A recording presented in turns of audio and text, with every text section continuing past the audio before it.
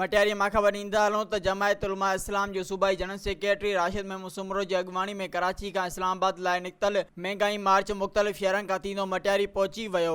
महांगाई मार्च जो मटियारी पहुचण ते ज़िले अमीर हाजी सारंग मंगवाणो रजब नूह पोटो हाफ़िज़ निसार समूह अमीर अली खोसो जी अॻवानी में हज़ारे जमायत जे कारकुननि तोड़े शहरनि वालियाना इस्तक़बाल कयो।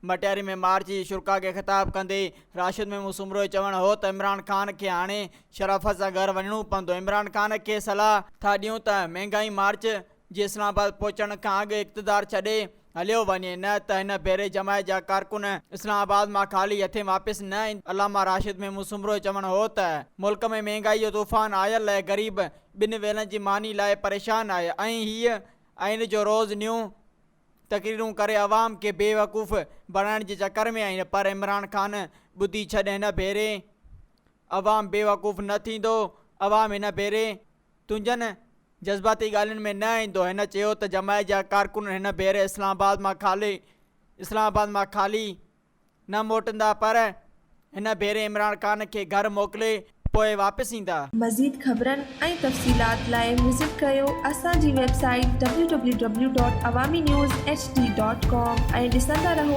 अवामी न्यूज़ HD।